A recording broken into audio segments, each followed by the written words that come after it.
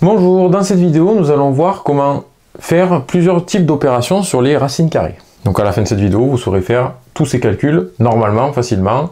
Si ce n'est pas évident encore, il faut continuer à s'entraîner et à faire des exemples.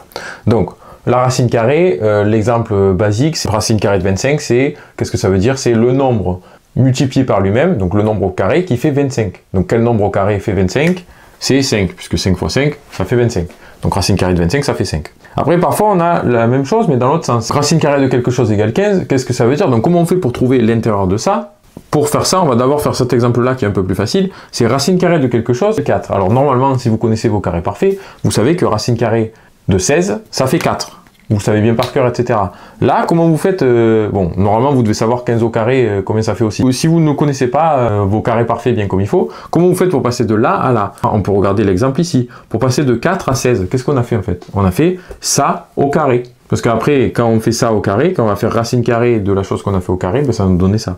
Parce que je rappelle, si on fait racine carrée de 4 au carré, ça va être 4. Ça, c'est la propriété de la racine carrée, c'est que la racine carrée et le carré, ça disparaît. Et du coup, ça fait racine carrée de 4 au carré, ça fait 4. Donc en fait, ce qu'on fait, c'est on fait ce chiffre-là au carré, et du coup, ça nous donne ça. Donc là, pour avoir ici, on fait 15 au carré. 15 au carré, normalement, vous devez savoir que ça fait 225. Donc racine carrée de 225, ça fait 15. Ensuite ici, racine carrée de 7 au carré, le carré et la racine carrée, ça s'annule, ça fait 7. Donc ça fait racine carrée de 81, donc ici, ça fait 9. Alors petite précision au passage, même si en quatrième, on ne vous embête pas trop avec ça, il faut bien penser que la racine carrée, en fait, ça a deux solutions possibles. Parce que par exemple, racine carrée de 16, ça fait 4. Quel nombre multiplié par lui-même fait 16? Il y a 4, mais il y a aussi moins 4. Parce que si on fait moins 4 fois moins 4, ça fait 16. Donc en fait, à chaque fois, c'est 4 ou moins 4. Là, c'est 7 ou moins 7. Là, c'est 9 ou moins 9. Mais c'est bon à savoir pour plus tard, parce que mathématiquement, c'est plus correct de dire que le racine carrée de 16, c'est 4 ou moins 4. Il y a deux solutions à chaque fois. Alors pourquoi au collège, on n'insiste pas trop sur ça? C'est que en fait, la racine carrée, c'est pour calculer des côtés des triangles dans le théorème de Pythagore.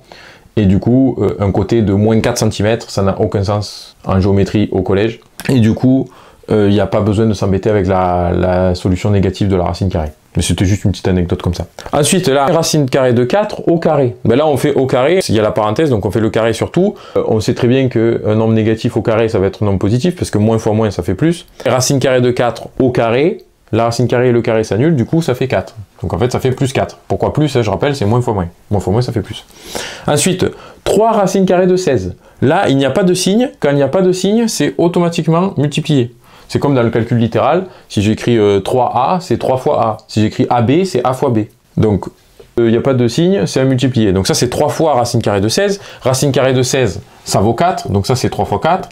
Et 3 fois 4, du coup, ça fait 12. Donc 3 racines carrées de 16, ça fait 12. Là, 2 plus racine carrée de 25, il n'y a pas de règle, on ne peut pas additionner ça comme ça. Donc il faut faire d'abord racine carrée de 25 qui fait 5, du coup. Donc ça fait 2 plus 5. Et 2 plus 5, ça fait 7. Ensuite, moins racine carrée de 15 au carré. Et du coup, racine carrée de 15 au carré, ça fait 15 du coup, et il y a le moins devant, du coup ça fait moins 15. Donc là il peut y avoir un moins, parce que le moins il est devant la racine carrée, il n'est pas dedans.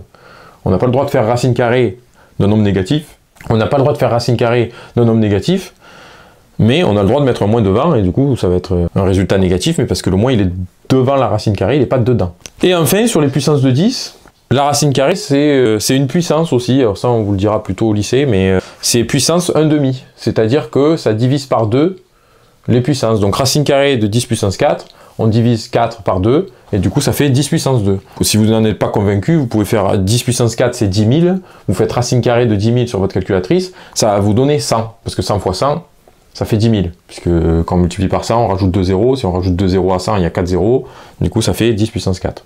Donc c'est de là que ça vient, mais en gros quand on fait racine carrée d'une puissance, on divise la puissance par 2. Donc racine carrée de 10 puissance 6, ça fait 3. Et donc voilà comment faire ces calculs. J'espère que cette vidéo vous a été utile et on se retrouve dans les prochaines vidéos.